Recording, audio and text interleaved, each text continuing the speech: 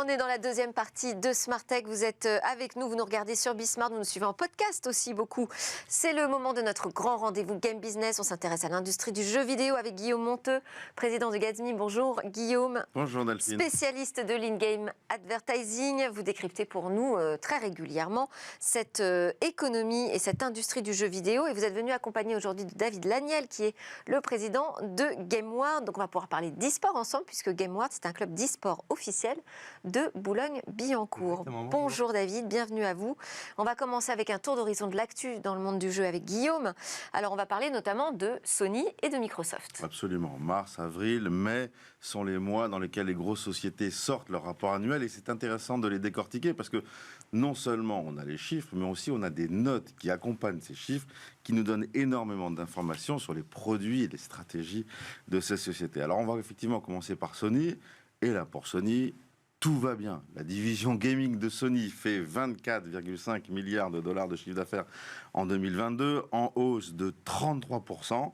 Et la marge opérationnelle de la division gaming fait 1,68 milliard de dollars, qui est aussi un chiffre hallucinant en soi. Alors, il est en légère baisse. Ah bah tiens donc. Mais ce que j'ai noté, c'est que la marge de Sony ces 3 dernières années, c'est-à-dire les années qui correspondent à la commercialisation de la PS5, la marge est égale à la marge des 7 années de la PS4. C'est dire à quel point Sony maîtrise de mieux en mieux ses coûts de fabrication de ses consoles et a réussi, j'ai envie de dire, son pari logiciel et son pari serviciel, évidemment, parce que le logiciel et le serviciel, ce sont des générateurs de très haute marge. Alors, dans les lectures de ces rapports annuels, on apprend aussi que la PS5 se porte très bien. Alors on savait qu'elle se portait très bien, mais là elle se porte très bien. 39 millions d'unités vendues sur les 10 premiers trimestres de commercialisation. On n'avait jamais vu ça. Mieux que la Switch, mieux que la PS4. Et moi je pense d'ailleurs qu'elle peut battre les 130 millions d'exemplaires de Switch qui ont été vendus jusqu'à présent aujourd'hui dans le monde. Côté logiciel, 264 millions, il y a beaucoup de chiffres, hein. Évidemment, on a les lire. On a l'habitude avec vous, Guillaume. 264 millions de jeux vendus. Là aussi, ce qui est intéressant de voir, c'est que dans ces 264 millions de jeux vendus, il y en a 43 qui viennent de chez Sony, qui sont édités, développés et vendus, distribués par Sony. Ça veut dire quoi? Ça veut dire que Sony sait faire de très bons jeux. La qualité est là et que la stratégie de développer des jeux, de les rendre exclusifs pour la PS5, en fait c'est un vrai cercle vertueux pour Sony. Des bons jeux qui font vendre des consoles qui sont vendues, qui font acheter des jeux.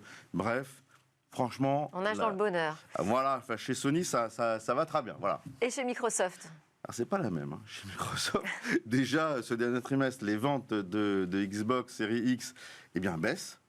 Et côté Microsoft Gaming, en tout cas, on n'a pas de chiffres de vente des consoles officielles données par Microsoft.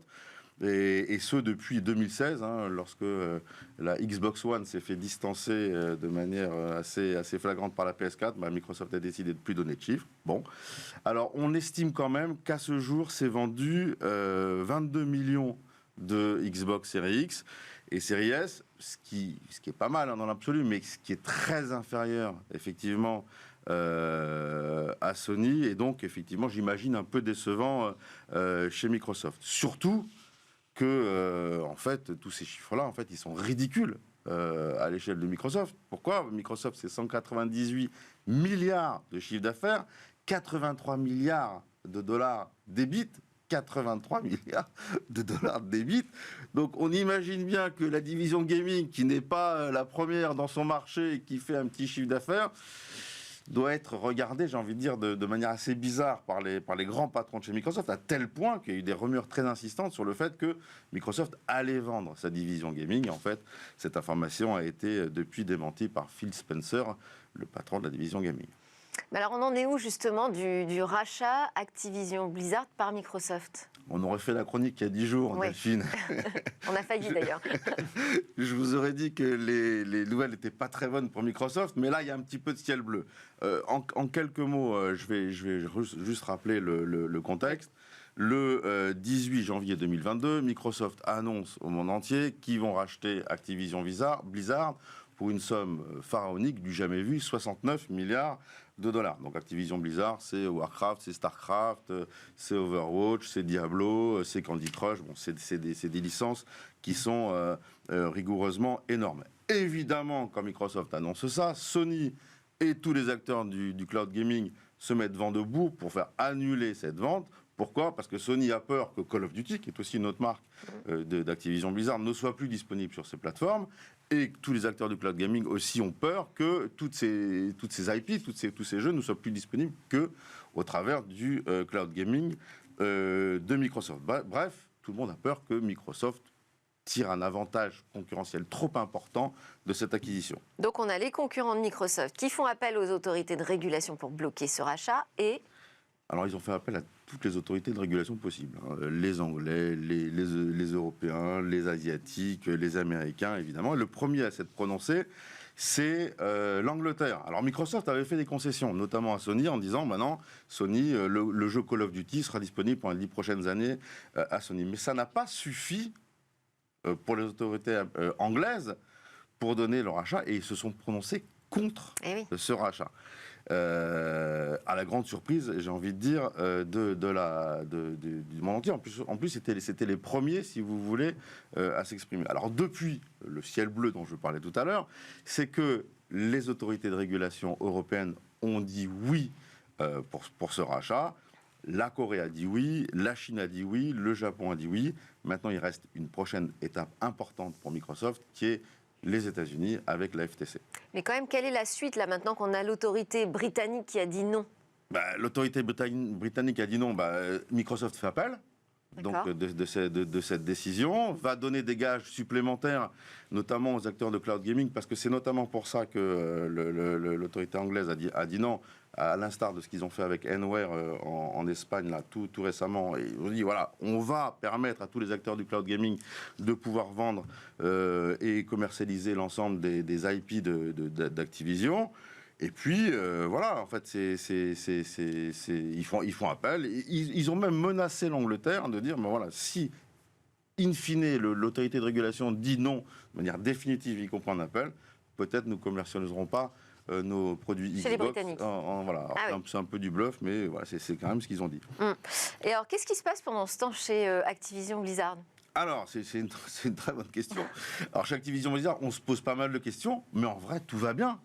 7 milliards de dollars de chiffre d'affaires en 2022, c'est en légère régression par rapport à 2021, qui était une très bonne année pour Activision Blizzard. 1,5 milliard de dollars d'EBIT, là aussi, c'est un peu en régression, mais franchement, ces chiffres sont excellents. Le dernier Call of Duty, Modern Warfare 2, s'est bien mieux vendu que son prédécesseur Vanguard, et il y a toujours 250 millions de personnes dans le monde qui jouent tous les mois à Candy Crush. Donc tout va bien pour Activision Blizzard. Bon, alors on va passer maintenant à Nintendo. Alors Nintendo, j'aurais bien aimé vous annoncer une Switch 2 chez Nintendo. Eh ben non. On va parler du dernier Zelda, Tears of the Kingdom. Là aussi, bon, les précommandes avaient battu tous les records de précommandes, et les ventes, les 3 premiers jours, ils ont explosé tous les records. 10 millions d'unités de jeux qui ont été vendus. À titre de comparaison, le dernier jeu Harry Potter là, qui est sorti il y a quelques mois, qui avait fait ils avaient fait un marketing énorme autour de ce jeu. Ils en ont vendu moins, alors que Harry Potter est disponible sur toutes les plateformes et Zelda uniquement sur Switch. C'est vous dire le succès de ce Zelda. Alors ce Zelda, il est magnifique, il était attendu, franchement, il est extraordinaire, même s'il recycle pas mal de la direction artistique de son prédécesseur. Et j'avais une petite question à vous poser. Vous connaissez bien l'industrie aussi du jeu vidéo.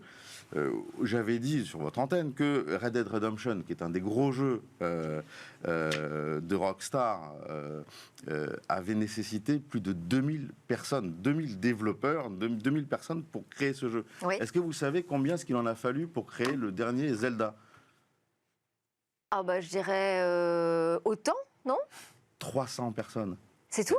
300 personnes. C'est vous dire à quel point... parce qu'ils sont hyper rodés sur ce jeu. Ils sont hyper rodés. Oui. Je n'imagine pas les marges que va faire Nintendo, et donc peut-être les futures acquisitions que va faire Nintendo dans les prochains mois à venir. Voilà. Deuxième annonce sur Nintendo, enfin deuxième actu sur Nintendo, on est en plein mois de Cannes, donc j'avais effectivement envie de parler du film Super Mario Bros. Vous savez, qui est sorti Oui, on en avait parlé dans tout Smart Tech. récemment. Ouais. Plus d'1 milliard de dollars pour le premier mois d'exploitation. Voilà. Bah oui. On est Bah, non, devant mais- le film qui a le mieux marché en 2023. Alors Ça, on était très habitués aux films Marvel. Régulièrement au cinéma, je pense qu'il va falloir aussi s'habituer à une déferlante de films ou de dessins animés qui sont eux-mêmes tirés des jeux vidéo. Ça marche très bien. D'ailleurs, vous m'aviez conseillé de regarder le film Tetris aussi, ouais. sur Apple+. Ouais. Voilà. Bon, j'étais un peu dubitatif, mais j'ai adoré. Donc Ouais. voilà, j'espère. Dans un tout autre style, rien à voir avec Super Rien Mario à voir Bros. avec Super Mario Bros. Allez, on va passer aux nouvelles. Peut-être avez-vous des nouvelles des projets de Netflix? Oui, alors on parle de Cannes, hein, le cinéma, les jeux vidéo. Écoutez, Netflix confirme effectivement ses intentions dans le jeu vidéo. Je vous rappelle que quand vous vous abonnez à Netflix, vous avez aussi le droit de jouer gratuitement à tout un tas de jeux qui sont développés par la société. Et là, voilà, Netflix nous annonce qu'ils sont en train de travailler sur 70 titres. Aujourd'hui, vous avez accès à une quarantaine, cinquantaine de titres. Ils travaillent sur 70 titres, dont 40 pour 2023. Et ils travaillent aussi sur un très gros titre à très gros budget. Donc voilà, peut-être un nouvel acteur dans cette industrie qui va poser. Vous vouliez parler aussi des investissements dans les studios qui continuent également à être très conséquents. Et oui, les Chinois, notamment NetEase, qui viennent de racheter le studio français Quantic Dream, créent un nouveau studio en Espagne qui sera dirigé par un des concepteurs de Alan Wake et de Control. Deux gros cartons du studio Remedy, c'est la preuve que les sociétés chinoises continuent d'investir dans des studios de jeux européens, ce qui est une autre preuve Très de vite, notre France. savoir-faire. En France, écoutez, il y a la société Focus Entertainment qui vient de déposer ses comptes, et là aussi on voit qu'ils sont excellents, 194 millions d'euros de chiffre d'affaires pour Focus, dont on a reçu d'ailleurs l'ancien CEO ici. Bravo à toute l'équipe. Alors, on a la chance aujourd'hui d'avoir un acteur de l'e-sport, un acteur majeur, David Laniel. Vous êtes le président du club GameWard, donc club d'e-sport officiel de la ville de Boulogne-Billancourt. Top 3 Europe sur League of Legends. Bravo. Merci. Félicitations. Expliquez-nous déjà ce que c'est une équipe d'e-sport. Une équipe d'e-sport, il faut vraiment voir ça comme un club de sport. C'est-à-dire que si je prends le PSG, par exemple, on va avoir des joueurs professionnels qui vont participer à des compétitions, on va avoir des sponsors, on va avoir des spectacles. C'est exactement la même chose, sauf qu'au lieu de jouer au foot, au hand ou au basket, on va jouer à League of Legends, à Fortnite, à Counter-Strike.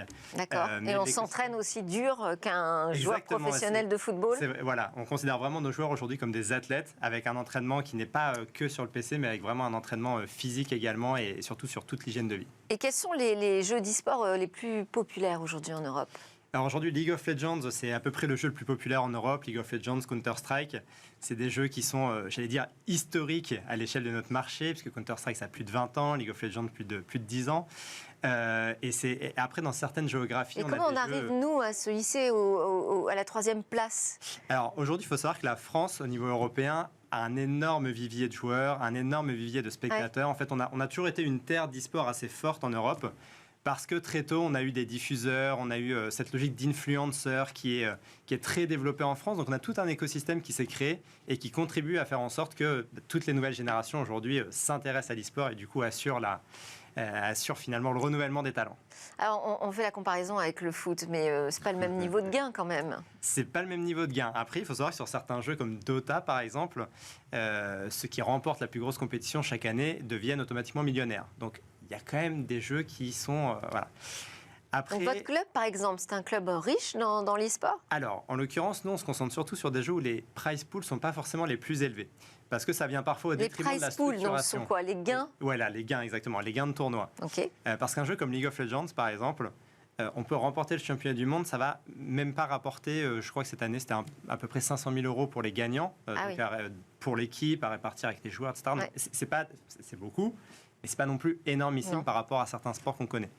Donc en fait, nous, on est sur des jeux comme League of Legends qui se structurent plutôt avec des partages de revenus un peu, on va dire, en backstage, c'est-à-dire que ça va vraiment contribuer à pérenniser l'écosystème plutôt qu'à apporter énormément de gains juste aux vainqueurs et en délaissant un petit peu tous les autres. Donc c'est-à-dire sur les gains, il y a une partie qui va au club. Voilà, très souvent. Et une autre qui est répartie entre les joueurs. Alors, historiquement, de manière égalitaire. Tout passe par les joueurs, tout passe par les clubs, pardon. Ouais. Mais historiquement, il y a une grande partie qui revient aux joueurs.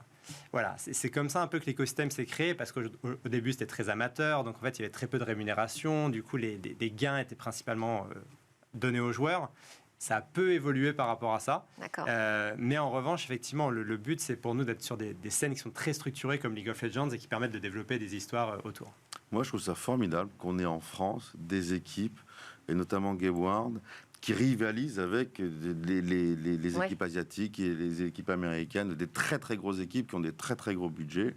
Et moi, je suis allé chez vous, chez Game World à Boulogne-Billancourt, et j'ai été surpris par le niveau de professionnalisme, non seulement des équipes, mais aussi des installations qui sont mises à leur disposition.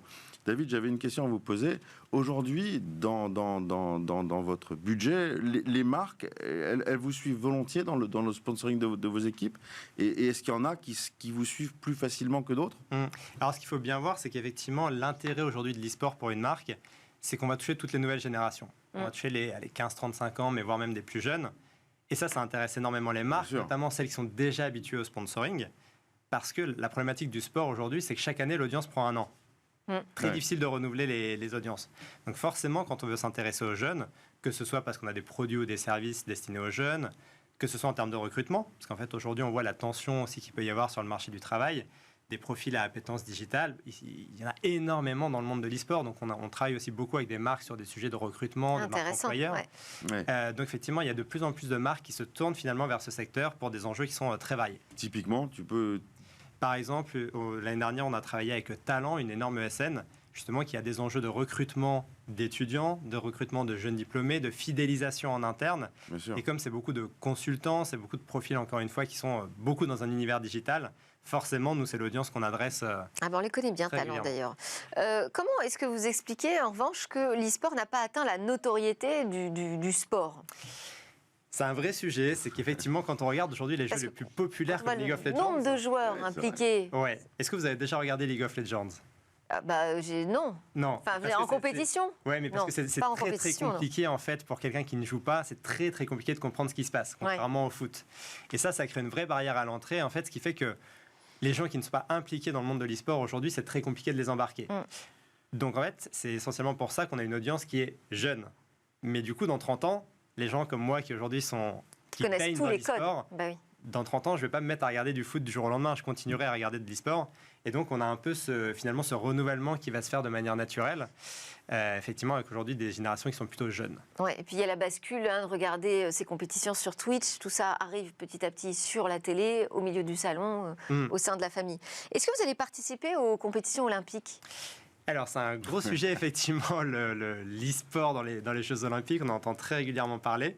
En tout cas, les JO ont très envie de mettre en avant l'e-sport, visiblement. Voilà, je pense qu'en fait, aujourd'hui, il y a énormément d'enjeux pour les JO. C'est exactement ce qu'on vient de dire. C'est que les JO, ils ont une audience qui est plutôt vieillissante dans l'ensemble et ils ont besoin de se renouveler. C'est pour ça qu'ils intègrent régulièrement des nouveaux sports, d'ailleurs, qui vont plaire plus aux nouvelles générations. Donc, c'est une bonne nouvelle.